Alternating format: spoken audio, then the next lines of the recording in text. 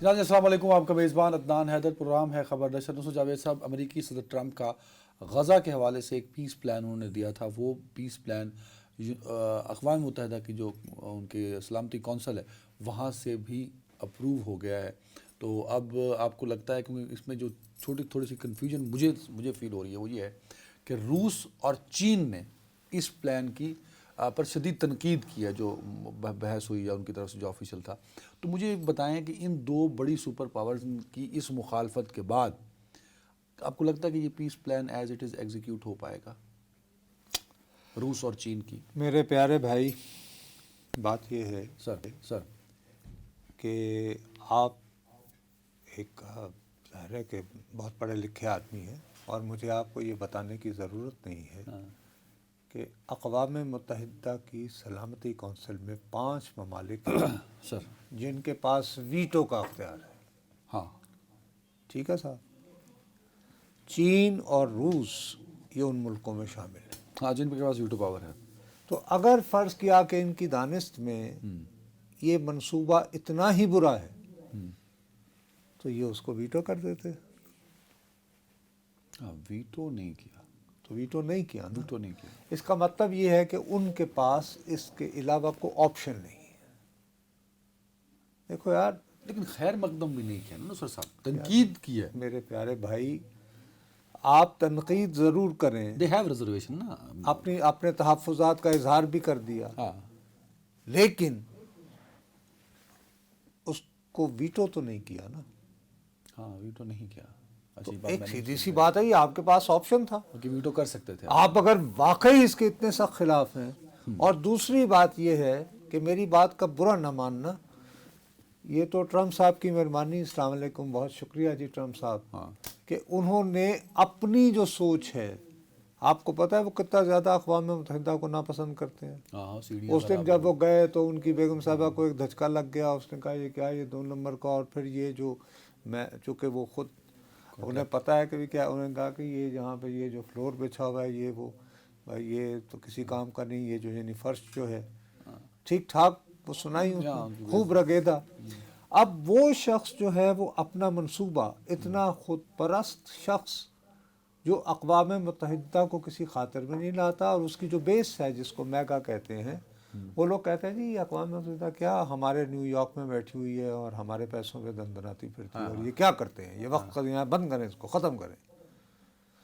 اس کے ذہن میں ایک منصوبہ آتا ہے اور وہ اس کو اقوام متحدہ کے، یعنی تم یہ بات ہو کہ وہ یہ اس پر کیوں نہیں غور کرتے ہو میرے پیارے بھائی، کہ وہ ان اے وے لیجیٹیمیسی پرووائڈ کر رہا ہے اپنے منصوبے پر، اس نے کور لیا ہے اقوام متحدہ کا، کہ اب جب یہ اگر اس منصوبے پر عمل درآمد ہوگا تو ٹیکنیکلی یہ اقوام متحدہ کی ایک قرارداد پر عمل ہو رہا ہوگا۔ ہاں، مطلب اب تو یہ اقوام متحدہ کی قرارداد ہوگی، یہ ویلڈ وہ تو روس اور چین کے تنقید کو۔ اب آپ دیانتداری سے یہ سوچتے ہیں کہ اقوام متحدہ میں ووٹنگ کروانے سے پہلے خاموش سفارتکاری کے ذریعے، جسے ہم بیک ڈور ڈپلومیسی کہتے ہیں، امریکہ نے یہ انشور نہیں کیا ہوگا کہ چین اور روس اس کو ویٹو نہیں کریں گے۔ ابھی چاندی روز پہلے امریکی صدر اور چینی صدر کی ملاقات ہوئی، ان دونوں کے مابین یہ فیصلہ ہوا کہ 1 سال تک ایک دوسرے کو ایز اٹ از رہا جائے، اسٹیٹس کو، جو ایک دوسرے کے ساتھ وہ جو ڈگانی تھی، ٹھیک ہے نا۔ چین سے امریکہ کو ریئر ارتھ منرلز ملتے رہیں گے، اور دوسری جانب جو ہے امریکہ ان پہ مزید ٹیرف نہیں لگائے گا، بلکہ اس نے ریڈکشن کی میسو اپنے نقطہ نظر سے۔ اور روس کے ساتھ بھی تمام تر چیزوں کے باوجود اس طرح کی کیفیت نہیں، وہ تو ابھی بھی پوتن کی تعریف کرتا ہے۔ ہاں ٹھیک ہے۔ تو آپ یہ کہہ رہے ہیں کہ بھلے روس اور چین نے مخالفت کی، پر امریکہ نے بیک ڈور ڈپلومیسی سے دونوں کو راضی رکھا ہوا تھا کہ بھائی ویٹو نہیں کرنا۔ دیور آن بورڈ۔ سو آپ یہ کہہ رہے ہیں کہ جو میرا خدشہ تھا کہ ان دونوں کی جو تنقید ہے ہو سکتا ہے ایگزیکیوشن میں مسئلہ کریٹ ہو، تو آپ کہہ رہے ہیں کہ دیر از نو ہرڈل۔ میں ہرگز یہ نہیں کہہ رہا، آپ نے کہا نا نہیں بابا، آپ نے یہ کہا تھا کہ چین اور روس کی تنقید کی وجہ سے، نہیں، اس کے علاوہ تو ہرڈل ہی کوئی نہیں ہے۔ بہت بڑی ہرڈل یہ ہے کہ دیکھیے نا، حماس، یہ سارا قضیہ کس کی وجہ سے شروع ہوا؟ حماس کی وجہ سے. حماس. اب حماس کی اپنی حالت یہ ہے، میں یعنی معافی چاہتا ہوں، کہ وہ اپنا ری ایکشن دیتے ہیں. وہ سوشل میڈیا پہ ایک وہ ہوتا ہے ٹیلی گرام، ایک ایپ ہوتی ہے، اس کے بارے میں خیال ہے کہ ابھی تک اس ایپ کو کوئی انٹیلیجنس ایجنسی جو ہے وہ نہیں کر intercept سکا. یہی ہے نا جی. اب وہ بیچارے، ان کا اپنا عالم یہ ہے حماس والوں کا، کہ وہ اپنا ری ایکشن جو ہے وہ ٹیلی گرام کے ذریعے دیتے ہیں. یعنی یہ آپ کی بے بسی ہے نا ایک حوالے سے. مطلب کہ آئی ایم سوری ٹو سے، اپنی تمام سیکیور نیٹ ورک ہے نا سر. نہیں یار، یہ تو پبلک سٹیٹمنٹ ہے نا. دیکھو ٹیکنیکلی سپیکنگ یہ ہوتا کہ حماس کا اگر کوئی سٹرکچر ہے ہاں تو وہ اپنا لکھ کے بھجوا دیتے ہیں لوگوں کو. اچھا، اور یہ جو بین الاقوامی ایجنسیاں ہوتی ہیں، پتہ کہ ہم لوگوں کو ایک زمانے میں بہت پہلے جب افغان جہاد ہو رہا ہوتا تھا تو ہمیں یہ پتہ ہوتا تھا کہ یار یہ صاحب جو ہے یہ حکمت یار کی پارٹی کے ہیں، فلاں کے ہیں، لیکن ہم اس کو ڈسکرائب یوں کرتے تھے سورسز کلوز ٹو افغان مجاہدین. ٹھیک ہے. اس طرح کر کے پوری دنیا میں چلتا تھا. اس میں کہا جاتا جی کہ one of the top leaders of Hamas with conditions of not being name, اب ایسا نہیں ہوا کہ نام لیے بغیر انہوں نے نہ انہوں نے باقاعدہ یہ بیان جاری کیا. اب کیا بیان جاری کیا؟ اس میں وہ یہ کہتے ہیں کہ جی ہم اس کو ریجیکٹ کرتے ہیں. ان کی دانست میں ان کی ریجیکشن پھر میٹر ہی نہیں کرتی. اوہو یار، آگے ایک دم سے آپ اس طرح جو ہے نا، یعنی کہ آپ کو فتویٰ دینے کی ضرورت نہیں ہوتی. میٹر ابھی میں آپ کو بتاؤں گا کیوں کر رہا ہے، اور میں اس کی وجہ سے فکر مند ہوں.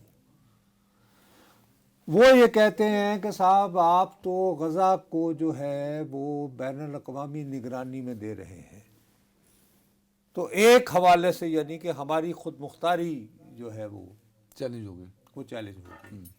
ٹھیک ہو گئی بات. اب زیادہ ورثم بات اس کے بعد میں کروں گا تمہیں، لیکن ہمارے ہاں جو فلسطین کا ایمبیسی ہے وہ کس کا ہے؟ فلسطین کا ہے نا سر. فلسطین اتھارٹی کا ہے نا. ہم اور وہاں کا جو ہے، ہم تو حماس نام کی کسی ریاست کو تو تسلیم نہیں کرتے ہیں ہم تو نا. فلسطین کو کرتے. حماس ایک آرگنائزیشن ہے، ایک تنظیم ہے. ہم تنظیم کو تسلیم نہیں کرتے ہیں، ہم فلسطینین اتھارٹی کو ایز اے اسٹیٹ، ایک ریاست کے طور پر تسلیم جس میں کرتے ہیں. غزہ بھی شامل ہے، مغربی پٹی بھی شامل ہے. اسی باعث ان کا یہاں پہ سفارت خانہ. ہاں ٹھیک ہے ٹھیک ہے. اچھا، اب وہ جو فلسطین کی جو اتھارٹی ہے وہ جب اتنے لمبے چوڑے کے ساتھ وہ اس کا خیر مقدم کرتی ہے، اور بلکہ وہ اپنے رسپانس میں یہ بھی کہتے ہیں کہ قرارداد پر فوری اور مؤصل عمل درآمد ہی غزہ میں معمولات زندگی کی بحالی اور بے گناہ شہریوں کے تحفظ کو یقینی بنا سکتا ہے. وزارت خارجہ فلسطین. اب مسئلہ یہ ہے کہ دونوں فلسطین نے بھی اس کا خیر مقدم کر دیا. ٹھیک ہے جی. اچھا، پاکستان نے تو رکاوٹ آپ کو لگ رہی ہے صرف حماس؟ میں آپ بتا رہا ہوں نا، رکاوٹ کہاں آئے گی؟ وہ آ سکتی ہے عمل درآمد. وہ بتائیں نا. دیکھو نا، ٹرمپ کے بنیادی طور پر 20 نکات ہیں. 20.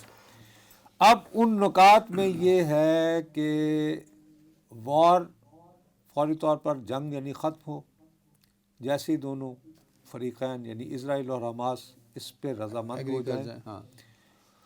اس کے بعد یہ ہے کہ تمام کیپٹیو، زندہ اور مردہ، وہ واپس آ جائیں، اور وہ جو مغوی ہیں ان کے بدلے میں اسرائیل جو ہے وہ 250 ایسے فلسطینی قیدیوں کو رہا کرے گا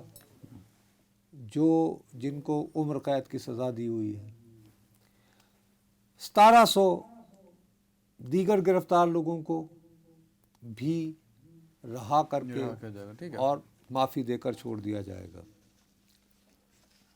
اب جو میری دانست میں اہم ترین ہے وہ یہ ہے کہ آپ کو یاد ہے کہ جب یہ جنگ شروع ہو رہی تھی تو سب سے پہلے بات یہ چلی تھی کہ جی غزہ کو فلسطینیوں سے خالی کروا لیا جائے، اور اس کی جگہ آئی ول بلڈ اپ بیوٹیفل ریورا اور فلانا فلانا فلانا. اب اس کا نقطہ نمبر 12 کیٹیگوریکلی کہتا ہے کہ غزہ کے کسی رہائشی کو زبردستی وہاں سے نہیں نکالا جائے گا. People are free to stay, leave اور ریٹرن.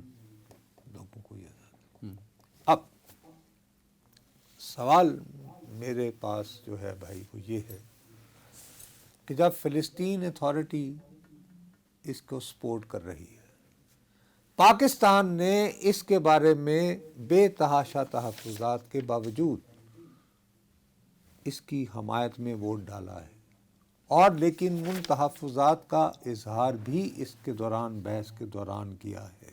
اچھا, پاکستان نے تحفظات کا اظہار کیا, وہ کیا ہے سر؟ اس میں ٹاپ پہ انہوں نے کہا کہ جی اس میں ایڈریس نہیں کیا گیا. سوشل میڈیا پہ بڑی لے دے ہو رہی ہے, اسے میں آپ کو بتاتا چلوں. یار اب سوشل میڈیا پہ اب دیکھو نا, میں آپ سے معافی چاہتا ہوں, 2 سال سے مسلسل اسرائیلی فضائیہ بمباری کر رہی تھی.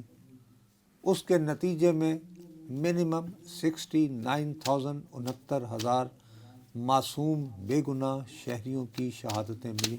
ہوئی بے پناہ تباہی کھڑی, پورا غزہ ملیا میٹ ہو گیا سر, ملیا میٹ ہو گیا. غزہ.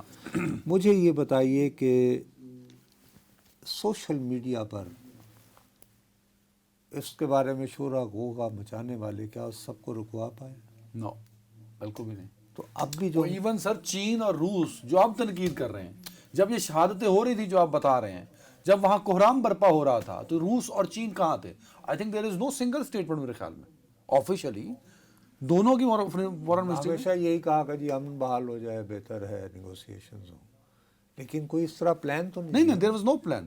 چلو مذمت تک رہے سر. اب یہ جو پلان ہے یہ سب سے پہلے ٹرمپ کو اس بات سے ادھر لانا کہ صاحب کیا کر رہے ہیں آپ غزہ خالی کروا کے, یہ کوئی ایسے لینڈ تو نہیں ہے کہ آپ کو یہ خطہ پسند آ گیا آپ نے, میں خالی کروا کے تو جی ری بلڈ میں اپنی مرضی نہ کروں گا. آف گاڈ سے جی یہ جو نابک تاریخ خطہ ہے یہ فلسطین سے تعلق رکھتا ہے. جیسے پاکستان نے وہ جو تقریر کی ہے, ہم اور بہت ساری باتوں میں اپنی حکومت کو تنقید کر سکتے ہیں. ہمارے جو پاکستان بھی مکمل انخلا چاہتا ہے اسرائیل کا کہ نہیں؟ یار اسرائیلی انخلا کا یہاں پہ بات دیکھو نا, اسی صورت ہوگی نا اگر فرض کرو میرے منہ میں خاک کہ حماس نے اگر تو لفاظی کی حد تک, لفظوں کی حد تک کہہ دیا جی ہمیں نامنظور, لیکن وہ کل کو کسی کو اغوا کر لیتے ہیں اسرائیلی کو, کسی کو مار دیتے ہیں اور کہتے ہیں کہ چونکہ ہم نے تو سم معاہدے کو مانا نہیں, تو اس صورت میں اسرائیل کہے گا جی, اسرائیل ابھی تو یہ کہہ رہا ہے کہ وہ ایک خاص مقام تک وہ وڈرا کرے گا, اور اس کے بعد جیسے جیسے اس امن منصوبے پر عمل درآمد ہونا شروع ہو جائے گا ان کی تسلی کے مطابق تو اس کو وڈرا کرتے رہیں گے. دوسرا اس سب میں بھی جو اقوام متحدہ میں ہوا ہے منظور, اس میں دیکھو ایک بات یاد رکھنا, مثلا پاکستان نے تو کیٹیگوریکلی کہا ہے کہ ہماری آفیشیل پوزیشن یہ ہے کہ فلسطینی ریاست ان علاقوں میں قائم ہو جو 1967 کی جنگ سے پہلے کہتے ہیں. ٹھیک ہے جی, اور وہاں پہ فلسطینی ریاست کا قیام عمل میں لایا جائے, جس کا کہ کیپٹل جو ہے وہ یروشلم ہو. یہ ہے ہماری آفیشیل پوزیشن, اور یہ ہماری 1967 سے کانسٹنٹلی کوئی تو کمپرومائز نہیں ہے پاکستان کا یہ اور آفیشیل. یہ بھی جب منظور ہو رہا تھا تو ریپیٹ کی گئی ہے نا اس پوزیشن کہ یہ ہمارا سٹانس ہے. چلیں, اچھا جو آپ بات کر رہے ہیں رکاوٹ کی, کہ ایک رکاوٹ پڑ سکتی ہے جس خدشے کا اظہار کرے, اگر رکاوٹ پڑی تو پھر کیا ہوگا؟ رکاوٹ بھی پڑی تو پھر وہ اسرائیل کہے گا جی دیکھا جی ٹرمپ صاحب, دنیا بھی دیکھے, آپ نے مجھے کہا جنگ بند کر دو, میں نے جنگ بند کر دی. پھر آپ ایک منصوبہ لے کر آئے, اس منصوبے کو اب یہ امریکہ کا منصوبہ نہیں رہا, اب یہ یونائٹڈ نیشن کا ہو گیا, اب یہ اقوام متحدہ کا منصوبہ ہو گیا ہے, جس کو کہ مسلمان ملکوں نے بھی اس کی بنا, یار یہ اتنے دنوں سے بات چل رہی تھی, یہ اتنی دیر کیوں لگی اس منصوبے کو پیش کرنے میں؟ ظاہر ہے بے تحاشا بیک ڈور نیگوسیشنز ہو رہی تھی. ایک عرب گروپ تھا, پھر عرب اسلامسٹ گروپ تھا, ترکی تھا, لوگوں کو اعتماد میں لیا گیا. مستقل طور پر، اور ظاہر ہے کہ اس میں تبدیلیاں ہوتی رہی ہیں. وہ جب کل کو کبھی کوئی اس بارے میں کتاب لکھے گا تو ہمیں پتہ چلے گا نا کہ کس کس کے کہنے پر کیا کیا تبدیلیاں آئیں. ٹھیک ہے. لیکن ظاہر ہے کہ ان دا اینڈ جب صلح صفائی کے مذاکرات ہوتے ہیں، میرے اور آپ کے درمیان بے تحاشا اختلافات ہوں، تو کوئی نہ کوئی ایسے نکات تو نکالنے پڑیں گے نا کہ آپ بھی محسوس کریں کہ بھی آپ ہارے نہیں ہیں اور میں بھی محسوس کروں، جس کو انگریزی میں کہتے ہیں ون ون. ٹھیک ہے، ون ون سچویشن. سو اگر ان 20 نکات پہ یا اس پیس پلان پہ عمل درآمد نہ ہوا تو غزہ میں دوبارہ جنگ خانہ جنگی ہو سکتی میرے منہ میں خاک میں یہی تو میں جو کہہ رہا ہوں کہ مجھے ہے. فکر اسرائیل کیا چاہتا ہے؟ بھائی اسرائیل کا ابھی تو وہ اس کا ہینڈ ٹائٹ ہو گیا نا کہ بھائی اقوام متحدہ، پوری عالمی برادری، مسلم ممالک کی اکثریت اور حتیٰ کہ فلسطینی اتھارٹی جو ہے وہ بھی آمادہ ہے کہ جی ٹھیک ہے. تو ایسے حالات میں حماس اگر ریجیکشن پر، اس کو مسترد کرنے پر ڈٹی رہے گی تو وہ نہ صرف اسرائیل بلکہ عالمی دنیا کی نظر میں جو ہے وہ انتہا پسند اور وہ تنہائی کا اس شکار ہو موقع پہ جائے اگر گی. حماس کرے گی تو اسرائیل کے نیریٹو کو وہ اسٹرانگ کرے گی دنیا کے سامنے. بدقسمتی سے دیکھو ہماری ترجیح کیا ہے.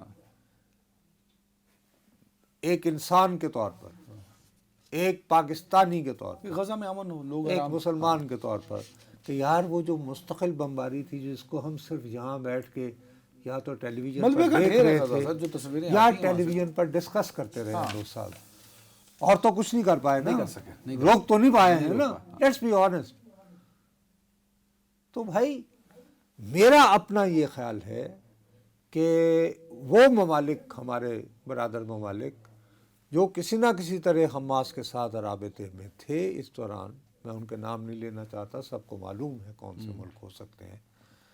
ان میں سب سے نمایاں ایک ملک وہ بھی ہے جس نے پاکستان اور افغانستان کے ساتھ بھی معاملات طے کروانے کی کوشش کی، جہاں حماس کے رہنما ہانیہ صاحب بہت عرصہ قیام پذیر رہے. ان کو چاہیے تھا کہ وہ انشور کرتے کہ یار، کیونکہ انہوں نے بھی، وہ بھی اس منصوبے کی تشکیل میں فلی انوالوڈ ہے نا. دیکھیں آج سعودی پرنس بھی وہاں پہنچ رہے ہیں نا سر، تو ہو سکتا ہے اس پر بھی بات ہو ٹرمپ کے ساتھ. I don't think. میرا اپنا خیال ہے کہ سعودی عرب نے، ظاہر ہے کہ دیکھو نا، اس میں باقاعدہ طور پر Saudi Arabia, Qatar, U A E, Egypt, Jordan, Indonesia, Turkiye and Pakistan, ان سب نے باہم مل کر جو فائنل ڈرافٹ تیار کیا ہے اس میں وہ کل منظور ہوا ہے. ہاں. تو فرام سعودی عرب's point of view the issue is resolved کہ اب now is the time to implement it. اور ہر ایک کی جو ہے وہ ترجیح میرے بابو یہی ہے کہ نمبر 1 ٹھیک ہے، کہ جنگ نہ ہو، فضائیہ واپس نہ آئے، ٹھیک ہے، اور اس بات کو یقینی بنایا جانا کہ کوئی فلسطینی جو ہے وہ وہاں سے زبردستی نہیں نکالا جائے گا. اور پھر جب یہ انٹرنیشنل جو فورس بنے گی اس کے نتیجے میں جب بعد میں وہاں پہ مقامی پولیس، ٹھیک ہے، ابھی تو تھوڑی دیر میں یہ ملاقات بھی ہونی ہے. ٹھیک ہے، وہ تو ان کا ابھی کچھ ہی دیر میں ہو جانی ہے سر. وہاں پہ کوئی 11 بجے ہوں گے، ابھی 1 گھنٹہ بعد ہوگی. شاید کچھ ہی دیر میں وہ پہلے ویلکم ہوگا، پھر میرا خیال ہے تھوڑی سی اٹس امپورٹنٹ میٹنگ نا سر. اٹ از امپورٹنٹ میٹنگ، لیکن یہ امپورٹنٹ میٹنگ جو ہے ٹھیک ہے، یہ ان کے باہمی تعلقات کے لیے ہوگی. ہاں، اور اس میں ہو سکتا ہے ہم کل ہو سکتا ہے اس میں ہم کریں گے، لیکن اس میں میرا اپنا یہ خیال ہے کہ یہ بات ڈسکس نہیں آئے گی. اور میرا یہ خیال ہے کہ اس ملاقات میں کم از کم مجھے اور آپ کو نظر آنے کی حد تک پرائیویٹلی چاہے جو بھی کہیں، ٹرمپ جو ہے وہ پبلکلی سعودی عرب پر یہ دباؤ یا یہ خواہش یا یہ فرمائش کرتے سے ایوائڈ کرے گا ٹرمپ کہ جی آپ ابراہیم اکارڈ میں شامل ہو جائیں. اچھا، بالکل اس کا وہ نہیں ہوگا یعنی پبلک. چلیں، میرا یہ میں احتیاط سے یہ نہیں پیش کوئی کر سکتا ہوں، کیونکہ دوسری طرف یہ ہے کہ وہ انویسٹمنٹ آ رہی ہے نا اے آئی کے لیے ہیوج. پھر وہ جو کیا ہے طیارہ F-35، ہاں وہ بھی دیا جا رہا ہے. اس کے لیے تمام تر مخالفت کے باوجود، امریکن آرمی کی مخالفت کے باوجود، ان رائٹنگ مخالفت کے باوجود، وہاں کی جو نیشنل سیکورٹی ایجنسیز ہیں، ٹرمپ کہہ رہا ہے کہ نہیں. مگر اس کے لیے کانگریس से अप्रूवल भी चाहिए होता कुछ, आई थिंक। वो हो जाती है, करवा लेता है ना। तो उसका एक बेसिक पॉइंट है ना यार, मैं पैसा ला रहा हूँ और तुम उसको रोक रहे हो। हाँ खैर उसको डिफेंड किया जा सकता है। एक ब्रेक जी। जानी वेलकम बैक। नूर साहब, 27वीं आईनी तरमीम के बाद नई अदालतें और आईनी इदारे की तश्कील की गई, तो उसके बाद हुआ ये है कि अदालतें तो बन गई पर इमारतें कम हो गई। यार मैंने तुम्हें उसी वक्त कहा था कि जब जल्दी में हांडी पकाई जाए। हाँ तुम्हें याद है जब ये पास हो रही थी तो उसके ऐन दूसरे दिन हाँ, वो मैंने कहा को बोटियां कच्चियां रह कच्ची गई लेकिन वो तो तो उसको फिर दोबारा अब आपको चढ़ाना अब पड़ा। दिलचस्प सूरत हाल क्या है कि नई आईनी अदालतों से या नई अदालतें बनने से आईनी मसाइल हल होने चाहिए थे, आईनी चैलेंजेस बढ़ना शुरू हो गए, एक बात। लेकिन उससे आने से पहले जो इंतज़ामी मामलात हैं, क्योंकि इमारतें कम हैं, अदालतें ज़्यादा हैं, माई लॉर्ड्स ज़्यादा हैं, कुर्सियाँ कम हैं, तो इस मसले पे वसीम मलिक साहब हमारे साथ हैं, वो ज़रा क्योंकि सूरत हाल को भांप रहे होते हैं। वसीम भाई ज़रा इस पे ब्रीफली बताइएगा कि ये क्या मामला है कि माई लॉर्ड्स बढ़ गए, अदालतें बढ़ गईं, कमरे कम हो गए, कुर्सियाँ कम हो गई, स्टाफ कम हो गए, रिटायरिंग रूम्स नहीं मिल रहे, तो व्हाट इज़ द सिचुएशन? सिर्फ इंतज़ामी मामले पर रहिएगा, फिर हम एंड पे ज़रा आईनी तरफ भी आएंगे। देखिए, बहुत शुक्रिया। वफाकी आईनी अदालत बनी 27वीं आईनी तरमीम के तनाजुर में आज दूसरे रोज़ भी बैठ कर मुख्तलिफ मुकदमात की समाअत जो है मुख्तलिफ बेंचेस की जानिब से की गई। मगर इस वक्त जो एक सूरत हाल है वो ये भी है कि जहाँ आपने कहा कि इमारतें कम हो गई हैं, वहीं इस्लामाबाद के जो वकला हैं वो भी एक दूसरे के आमने सामने आ चुके हैं। उसकी वजह भी हम आगे चलकर बताते हैं। कोई नोटिफिकेशन जो है वो बाज़ाब्ता तौर पर जारी नहीं किया गया, मगर वफाकी आईनी अदालत जो है उसे इस्लामाबाद हाई कोर्ट की इमारत में बिठाया गया। और जो इस्लामाबाद हाई कोर्ट के सीनियर प्योनी जज थे जस्टिस कियानी साहब, उनकी अदालत जो है वो दी गई, उनका चैम्बर जो है वो दिया गया वफाकी आईनी अदालत के सरबराह यानी जस्टिस अमीनुद्दीन खान को। लेकिन अभी कोई एक तो बाज़ाब्ता नोटिफिकेशन भी नहीं किया गया। बताया ये जा रहा है कि वो आर्जी तौर पर इस्लामाबाद हाई कोर्ट की इमारत में मुंतकिल की गई है। और इससे कबल ये हुआ था कि हमारी इतलात के मुताबिक जो वफाकी शरई अदालत है सुप्रीम कोर्ट के बिल्कुल सामने इशारा दस्तूर की दूसरी तरफ, वहाँ पर कोशिश ये की गई कि वफाकी आईनी अदालत को मुंतकिल किया जाए। एक वफाकी वज़ीर वहाँ पर विज़िट भी करके आए, इंतज़ामात करने की कोशिश भी की गई,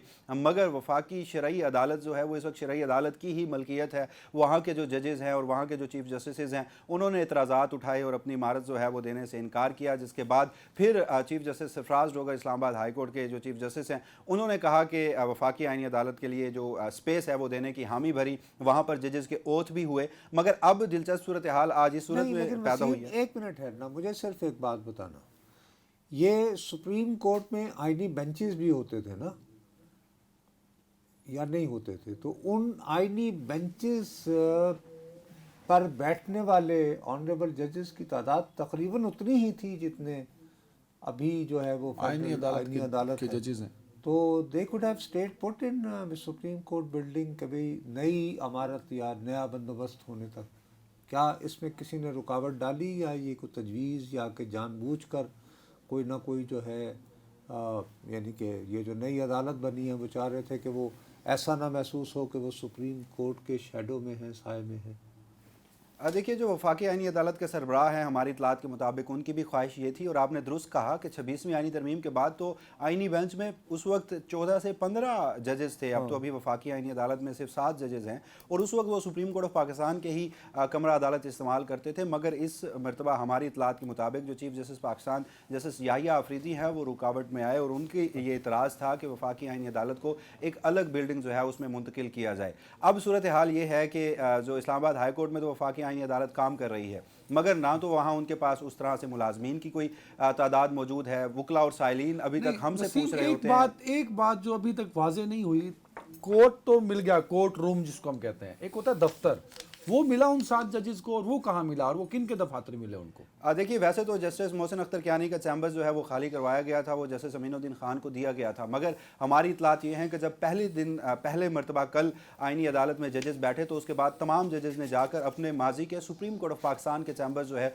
वो इस्तेमाल किए हैं। वहाँ पर जाकर आर्डर्स जो हैं वो डिक्टेट करवाए हैं। वो सिर्फ इस्लामाबाद हाई कोर्ट की इमारत में आते हैं, वहाँ पर अदालत लगती है और उसके बाद वो सुप्रीम कोर्ट ऑफ पाकिस्तान में ही चले जाते हैं। चूँकि इस्लामाबाद हाई कोर्ट में भी जजेस जो है वो अपनी तकरीबन पूरी स्ट्रेंथ पे मौजूद हैं, चैम्बर्स के लिए इतनी जगह जो है वो नहीं है। लेकिन अब एक खबर सामने आई थी गुज़श्ता रोज़ से कि वो ये कि जो इस्लामाबाद हाई कोर्ट है उसे वापस G10 की जो इमारत थी जहाँ से ये इस्लामाबाद हाई कोर्ट आई थी उसे वहाँ मुंतकिल करने के हवाले से जो सोचो विचार है वो की जा रही है। मगर Islamabad high court bar association जो है उसने आज एक प्रेस कॉन्फ्रेंस की और उन्होंने कहा कि हम ऐसा नहीं होने देंगे, हमारी मर्जी के बगैर ऐसा नहीं होगा। और उसके साथ इस्लामाबाद हाई कोर्ट की इमारत के बिल्कुल साथ ही एक वकला का बुलाक जो है वो भी वफाकी हुकूमत की जानिब से तामीर किया गया था और इंटरेस्टिंगली अभी उसका CDA की जानिब से कोई कंप्लीशन का सर्टिफिकेट जो है वो जारी नहीं हुआ था। मगर गुज़श्ता रोज़ ही Islamabad high court bar association के जो अहदेदारान हैं वो उस इमारत में गए और उन्होंने अपने दफ्तर भी संभाले और आज प्रेस कॉन्फ्रेंस भी की कि हम यहाँ से मुंतकिल नहीं होंगे। जबकि दूसरी तरफ जो इस्लामाबाद बार एसोसिएशन है उन्होंने आज लॉ मिनिस्टर को एक खत लिखा है और कहा है कि इस्लामाबाद हाई कोर्ट की अगर G10 में मुंतकली होती है और मुंतकली ज़रूर होनी चाहिए, वकला और साइलिन को रेड जोन की वजह से मुश्किलात होती हैं तो हम इसको वेलकम कहते हैं। तो इस्लामाबाद बार एसोसिएशन के वकला चाहते हैं जजेस सॉरी ये जो वकला हैं उनमें भी तकसीम पाई जाती है इस मामले में।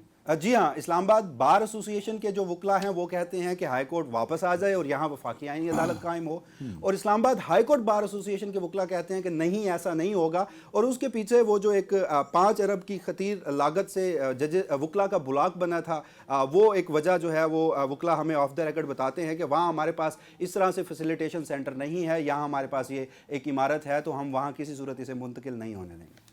अच्छा, मुझे ये बताइए कि आपको कोई नज़र आता है ये मामला किस तरफ सेटल होता दिखाई दे रहा है? भारी कौन है कि जो अपना इस बात को मनवा लेगा कि आईनी अदालत, ऑफ कोर्स आईनी अदालत हाई कोर्ट से बड़ी अदालत है, कि वो यहीं रहेगी, रेड जोन में रहेगी और इस हाई कोर्ट को मुंतकिल कर दिया जाएगा G10 में? क्या ये मुमकिन है आपको बतौर साफ़ी जो आपने ऑब्जर्वेशन की होगी लोगों से बात करके? देखिए, एक तो ऑब्जर्वेशन है, कुछ इन्फॉर्मेशन गुज़श्ता रोज़ हमें ये मौसूल हो रही है कि वफाकी हुकूमत जो है वो संजीदगी से सोच रही है और वो जैसे सरफराज डोगर साहब से बात भी कर रही है और उन्हें ये मनाने की भी कोशिश कर रही है कि वफाकी आईनी अदालत को हम रेड जोन के बाहर कहीं और मुंतकिल नहीं कर सकते, क्योंकि वफाकी आईनी अदालत उसका एक सिम्बॉलिक अहमियत भी इस तरह से है कि वो इस मुल्क की तमाम अदालतों की सरपरस्त अदालत है, सुप्रीम कोर्ट उसके मातहत है, तो उसको किसी और इमारत में कैसे मुंतकिल किया जाए? शरई अदालत के जजेस बिल्डिंग नहीं दे रहे, तो अभी जो मंसूबा है जिस पर काम किया जा रहा है वो यही है कि इस्लामाबाद हाई कोर्ट को वापस G10 मुंतकिल करके और इस्लामाबाद हाई कोर्ट की जो नई इमारत है उसे वफाकी आईनी अदालत। लेकिन वसीम, आप ज़रा इसकी तस्हीह कर लीजिए, आप नया कज़िया खोलने लगे, नवा कट्टा ना खोलो, कि आप ये कह रहे हैं कि सुप्रीम कोर्ट आईनी अदालत की मातहत है। ऐसा नहीं है, अभी जो सीनियर तरीन जज हैं वो चीफ जस्टिस ऑफ पाकिस्तान या अफरीदी। मैं आपको सर आईने पाकिस्तान की बात कर रहा हूँ, जो नया अमेंडेड वर्जन आया है उसमें सुप्रीम कोर्ट पर लाजिम है वफाकी आईनी अदालत के हर फैसले और वफाकी आईनी अदालत ही सबसे बड़ी। इसी तरफ लेके आ रहा हूँ ना, मैं इसी तरफ लेके आ रहा हूँ नुसरत साहब, ये भी एक आईनी चैलेंज है। तो अब आईनी अदालत बनने के बाद हम जैसे तो ये लोग ये समझे थे कि आईनी चैलेंजेस और आईनी मसले खत्म हो जाएंगे, लेकिन ये आईनी चैलेंजेस बढ़ना शुरू हो गए।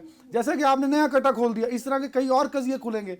तो आईनी चैलेंजेस क्या क्या हैं वो बताइए जरा। देखिए, इस वक्त जो सबसे बड़े चैलेंजेस वकला और साइलिन को भी ये पेश आ रहे हैं कि चूंकि रोज़ वफाकी आईनी अदालत बहरहाल फैसले तो दे रही है, तो उसमें कोई ना कोई एग्रीव्ड पर्सन होता है, तो इस वफाकी आईनी अदालत के कोई रूल्स ऑफ प्रोसीजर्स जो हैं वो अभी तक मंजूर नहीं किए गए। तो एग्रीव्ड पर्सन जो है उसने उसके ऊपर रिव्यू फाइल करना है, उसने उसके ऊपर कोई अपील फाइल करनी है और फिर दरखास्तें फाइल कहाँ होनी है, क्योंकि बज़ाहिर कोई इंतज़ामी जो एक एडमिन बुलाक होता है या जो किसी भी अदालत में रिसीविंग एंड पर जो दरखास्तें होती हैं वो इस्लामाबाद हाई कोर्ट की इमारत में वफाकी आईनी अदालत के पास मौजूद नहीं है। फिर अभी सुप्रीम कोर्ट में स्क्रूटनी चल रही है कि कितने मुकदमात जो हैं वो वफाकी आईनी अदालत को जाएंगे और कितने मुकदमात सुप्रीम कोर्ट में रहेंगे। और फिर एक दिलचस्प वाक़या मैं आपको आज बताता हूं कि कमरा अदालत में वफाकी आईनी अदालत की समाअत हो रही थी, तो उसमें होता यह है कि कानून की किताबों के पलंदे मौजूद होते हैं, मुख्तलिफ अदालती नज़ायर और किताबों से भरपूर कमरा अदालत होता है।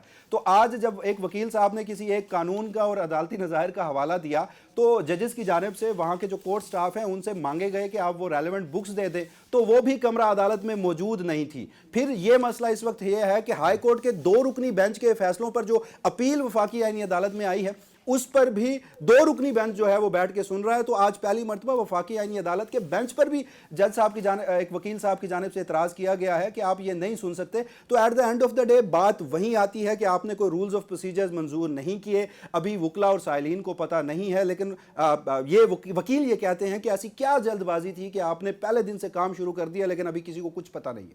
अच्छा, दूसरा आखिरी सवाल वसीम, ये जो पंजाब بار کونسل کے انتخابات ہوئے تھے, حتمی نتائج کا اعلان ہوا ہے, تو نئی جو باڈی آپ کو بنتی نظر آ رہی ہے اس کا کیا آپ کردار دیکھتے ہیں؟ دیکھیے انٹرسٹنگلی اس مرتبہ جو نتائج آئے ہیں وہ تھوڑے سے حیران کن اس صورت میں ہیں کہ ٹوٹل 75 نشستیں ہیں پنجاب بار کونسل کی, اور اس میں جو آج نتائج آئے ہیں اور اس کو جو ہم نے کیٹیگرائز کیا ہے, تو جو حامد خان اور آئی ایل ایف گروپ ہے اس نے میدان مارا ہے. 34 نشستیں ان کی ہیں, اور ان میں ایک ایسی نشست ہے جو قصور کی ہے, اور اس میں وکیل صاحب کی کوئی ڈگری کا معاملہ ہے تو وہ نوٹیفائی نہیں کیا گیا, لیکن 34 کے ساتھ وہ لیڈنگ پوزیشن پہ ہیں.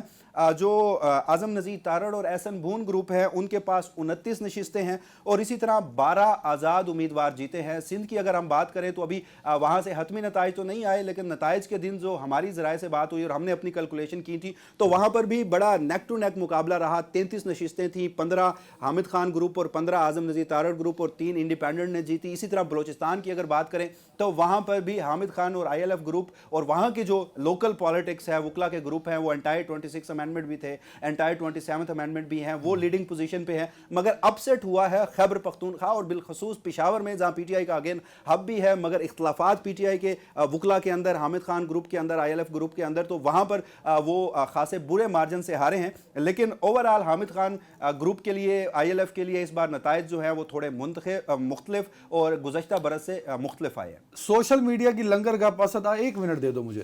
وہ جی تحریک چلے گی تو معاملات گرم ہوں گے, سڑکیں گرم ہوں گی, تو وہ اب یہ نتائج اور عدالتوں میں وکلا کا جو ماحول ہے وہ یہ بتاتا ہے کہ ایسی کوئی صورتحال امپلیمنٹ ہوتی نظر نہیں آ رہی.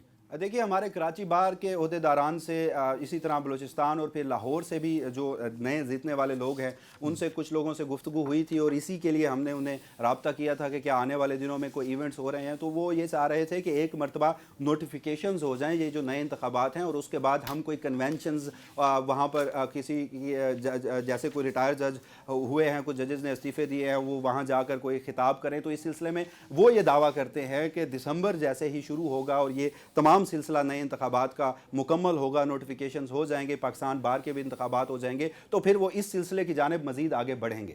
بہت شکریہ. لیکن میں آپ کو ایک اطلاع دینا چاہتا ہوں کہ وکلاء تو اپنی گنتی کرتے رہیں گے کہ یار ابھی سارا بندے پورے نہیں یہ ہو, لیکن مجھے ابھی اطلاع آئی ہے کہ مولانا فضل الرحمان صاحب جو ہے انہوں نے 23 نومبر کو, آج کیا تاریخ ہے؟ 18 سر. 18 مطلب 23 نومبر اتوار کو بنتا ہے یا اتوار کو بنتا ہے. اچھا, انہوں نے سنڈے کے سنڈے انہوں نے بلا لیا ہے. سنڈے برانچ سے بلایا آپ کو؟ نہیں مجھے نہیں بلایا بھائی, انہوں نے اپنی جے یو آئی کی شورا کا اجلاس بلایا ہے, اور اس میں انہوں نے کہا ہے کہ وہ ظاہر ہے ایک تو اپنے دورہ بنگلہ دیش کی باتیں کریں گے, لیکن وکلاء کے مقابلے میں وہ یہ کہتے ہیں کہ اس اجلاس میں ملک گیر تحریک کے تحت کے یعنی پہلے مرحلے کو زیر بحث لایا جائے گا, اور اس ضمن میں احتجاجی مظاہرے اور جلسوں کی منظوری کا امکان ہے. چلیں جی, مولانا صاحب متحرک ہونے جا رہے ہیں. وکلاء سے پہلے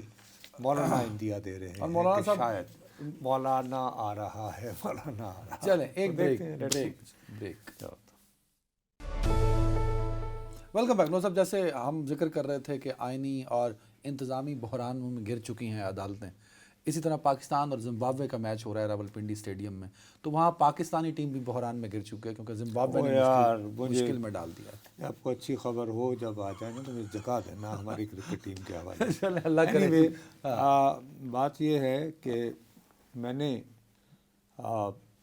کچھ روز پہلے یہ خبر پڑھی, میں تو اب نہ کہیں جاتا ہوں نہ آتا ہوں, میں تو گوشہ نشین قسم کا آدمی ہوں, تو وہ لوگ جو جیب میں یعنی کہ شناختی کارڈ رکھ کے تو بازار میں چلے جاتے ہیں نا, جس کا پوری دنیا میں ایک زمانے میں بہت شہرا تھا.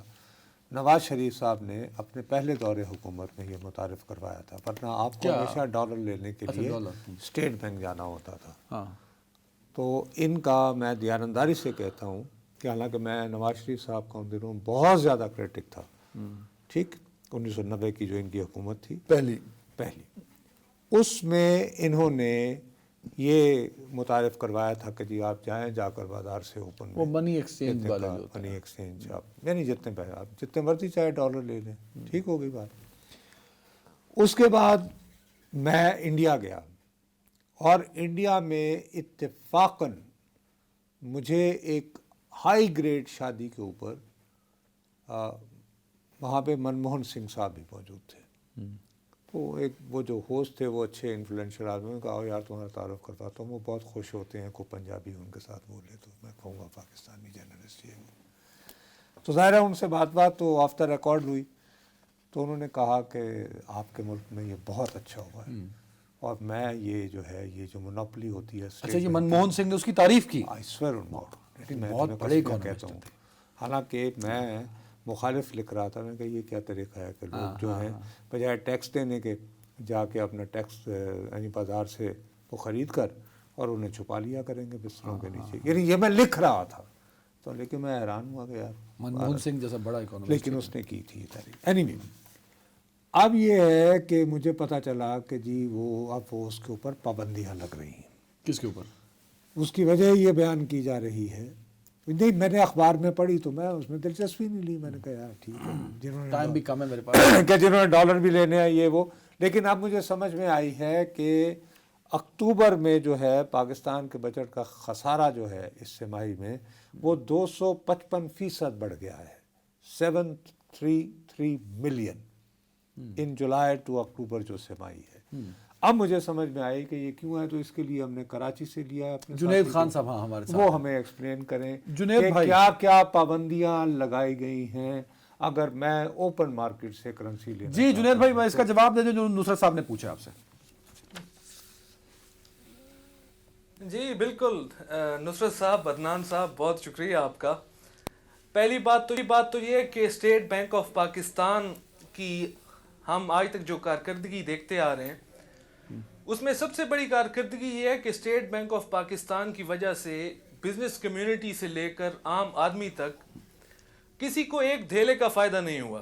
ٹھیک بات یہ ہے آپ مانیٹری پالیسی میں اسٹیٹ بینک کا سٹینس دیکھ لیں، چاہے اکنامک انڈیکیٹرز کے حوالے سے آپ ان کا سٹینس دیکھ لیں، چاہے آپ موجودہ یہ جو ڈالر کی خریداری پر پابندیوں کو زیادہ انہوں نے بڑھا دیا ہے.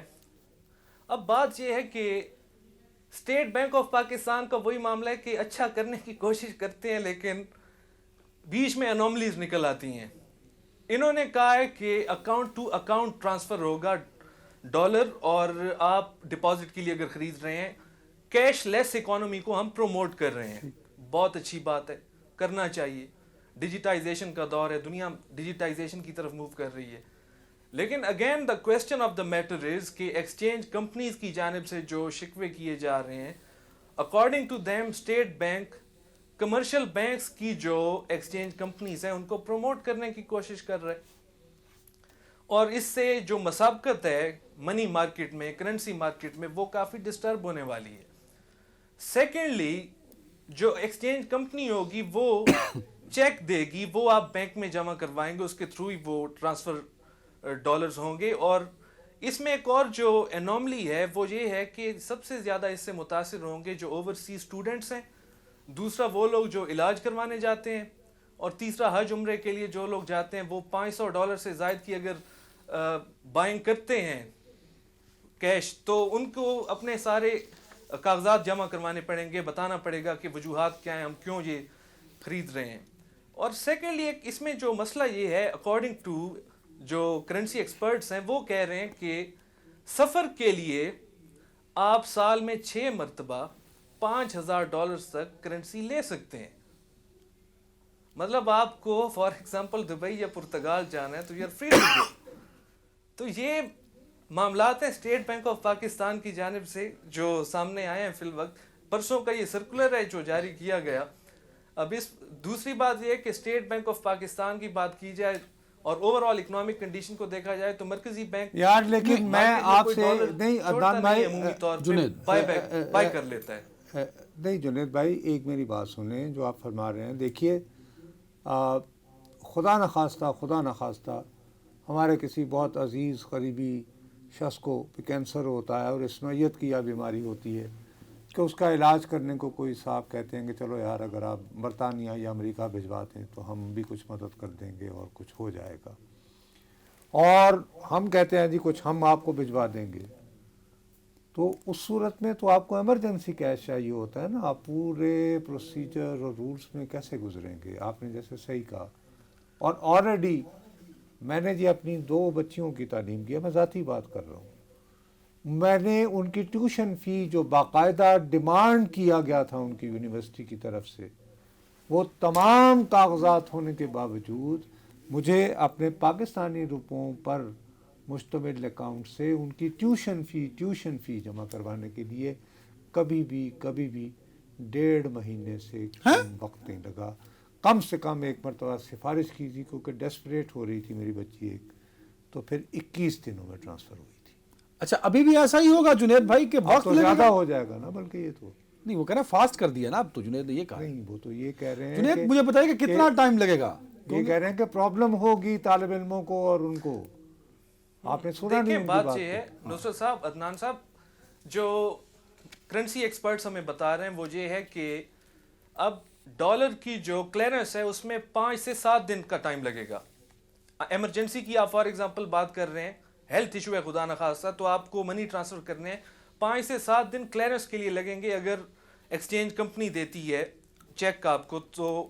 اور ڈالر کے علاوہ اگر جو دیگر کرنسیز ہیں ان کا 25 سے 30 دن لگ جائیں گے. فار ایگزامپل یورو ہے یا یوان ہے, کوئی بھی ادر کرنسی ہے, تو اس کا یہ جو دورانیہ ہے کلیئرنس کا وہ بڑھ جائے گا, جو سب سے بڑا کنسرن ہے. صرف ایک بات بتائیے, اور اس میں سب سے زیادہ نہیں جنید, ایک منٹ کہ جو ٹھہریے. مجھے آپ یہ بتائیے کہ پاکستان میں جتنے اکاؤنٹ ہولڈرز ہیں ان کا کتنے فیصد جو ہے ان کے پاس غیر ملکی کرنسی کے اکاؤنٹس بھی ہیں؟ کوئی ہے آپ کے پاس ایسا فگر؟ بالکل جی, یہ بڑا کنسرننگ کویسچن ہے. سیف سائٹ پہ رہ کے مجھے کچھ کرنسی ایکسپرٹس بتا رہے ہیں کہ 5 to 10% ہیں, لیکن ان ریئلٹی وہ کہہ رہے ہیں کہ ان کو شک ہے کہ 1% سے 2% تک فورن اکاؤنٹس ہیں لوگوں کے پاس. یہ جو کہہ رہے ہیں نا کہ فورن اکاؤنٹ ہوگا تو اس کے بعد ہی آپ بائی کر سکیں گے ڈالرز, تو ہارڈلی 1 to 2%, لیکن سیف سائٹ پہ رہنے کے لیے وہ 5 to 10% بتا رہے ہیں. اب آپ یہ دیکھیے کہ 5 سے 10% افراد کی جو اس قابل ہیں کہ وہ غیر ملکی. میں اسٹیٹ بینک نے وجہ کیا بتائی ہے جی سارا کاروائی کرنے کی؟ کوئی وجہ تو بتائی ہوگی نا کہ ہم یہ وہ تو خود نہیں بتا رہے نا, اس کی وجہ جو ہے وہ خبر بتا رہی ہے نا. نہیں وہ آپ ایک بڑی مارکیٹ میں بیٹھے ہیں کراچی کی, کیش لیس اکانومی کی طرف سٹیپ فارورڈ کرنا, یہ اسٹیٹ بینک کا مدعا ہے. میرا اپنا خیال ہے میرے پیارے بھائی, آپ دیکھیں جن کے پاس ایکسیسو ذرا کیش ہوتا ہے تو وہ ڈالر کی خریداری کرتے ہیں, تو ان کو ڈسکریج کرنا, وہ سسٹم میں لے کے آنے کے لیے اس طریقے کا جو طریقہ کار ہے اسٹیٹ بینک آف پاکستان کی طرف سے, تو دے آر ایکچولی. اچھا مجھے یہ بتائیں, دیکھیں آپ نے شروع میں کہا جنید کہ اچھی بات ہے اسٹیٹ بینک یہ کر رہا ہے, آپ نے بھی اس کو انڈورس کیا, نصرت صاحب بھی اس کو انڈورس کر رہے ہیں کہ یار کیش لیس ہو تاکہ کرپشن نہ ہو, باقی جو لیفٹ رائٹ ہوتا ہے وہ چیزیں نہ ہوں. تو کیا طریقہ کار تھا کہ وہ کیش لیس بھی رہتے, اپنی ٹارگٹ بھی اچیو کرتے اور یہ فاسٹ ٹریک بھی ہوتا؟ کیا کوئی طریقہ تھا؟ کرنسی ایکسپرٹس نے کوئی رائے دی ہو اپنی؟